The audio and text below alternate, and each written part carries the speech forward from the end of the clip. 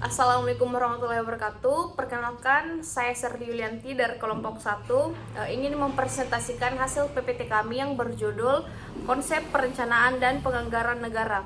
Sebelumnya nama anggota kelompok 1 yaitu Serli Yulianti, selanjutnya Zuljalali Walikrom dan Irwansyah. Konsep perencanaan. Perencanaan adalah menyusun langkah-langkah yang akan dilaksanakan untuk mencapai tujuan yang telah ditentukan. Perencanaan tersebut dapat disusun berdasarkan kebutuhan dalam jangka waktu tertentu sesuai dengan keinginan pembuatan perencanaan. Negara yang besar dan bineka yang indah akan kemejemukan tentu harus mempunyai perencanaan yang panjang untuk Indonesia yang lebih maju akan penduduknya yang makmur dan damai. Selanjutnya yaitu anggaran atau budget. Anggaran atau budget adalah merupakan suatu rencana kerja yang dinyatakan secara kuantitatif, yang diukur dalam suatu moneter. Dalam definisi lain, anggaran adalah perencanaan keuangan untuk masa depan yang pada umumnya mencakup jangka waktu 1 tahun dan dinyatakan dalam satuan moneter.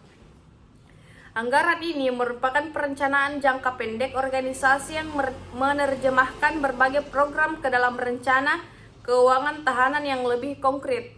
Selanjutnya, budgeting, yaitu dalam buku Landasan Manajemen Pendidikan, menurut Coates, penganggaran budgeting merupakan satu langkah perencanaan yang fundamental.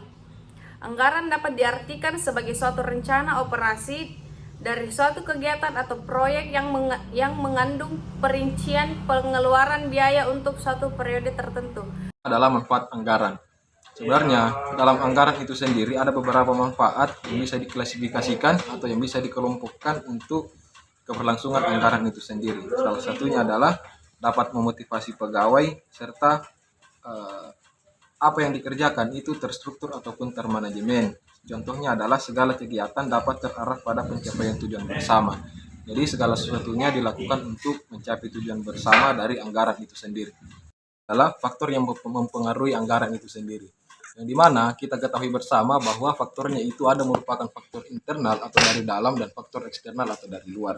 Salah satunya dari faktor internal adalah data informasi dan pengalaman yang terdapat dalam perusahaan itu sendiri. Jadi segala data yang ada di perusahaan itu bisa diketahui secara konkret dan bisa kita evaluasi bersama. Kemudian dari eksternalnya adalah kita menemukan informasi dan pengalaman yang terdapat di luar perusahaan dan mempengaruhi dan memiliki pengaruh terhadap anggaran penjualan perusahaan itu sendiri.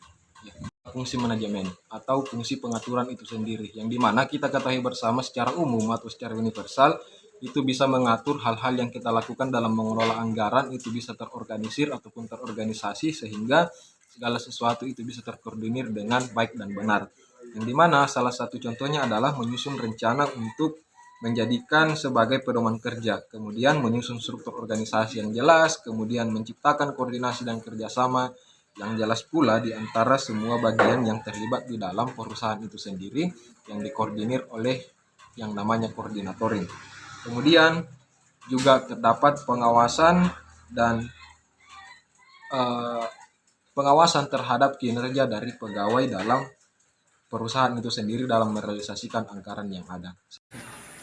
Mekanisme penyusunan anggaran menurut Anthony dan Govin Rajan, prosedur penyusunan anggaran terdiri dari 7 tahap, yaitu yang pertama organisasi, yang kedua penerbitan pedoman, yang ketiga usulan awal anggaran, yang keempat negosiasi, yang kelima tinjauan dan persetujuan, yang keenam revisi anggaran, yang ketujuh anggaran kontingensi.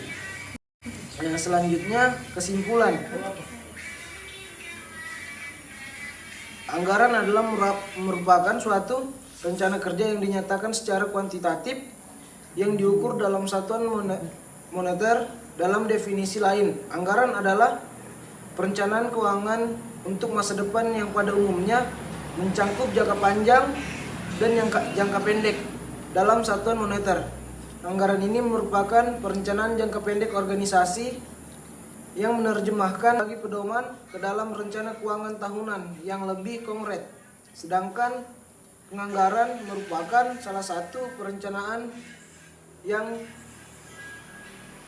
fundamental, sedangkan penganggaran mengandung perincian pengeluaran biaya untuk satu periode tertentu.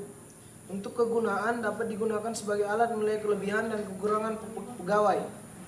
Dapat memotivasi pembayaran yang kurang perlu sumber daya seperti tenaga kerja, peralatan, dan dana.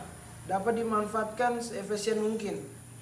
Kemudian ada beberapa aktor yang mempengaruhi anggaran tersebut, yaitu faktor internal dan eksternal.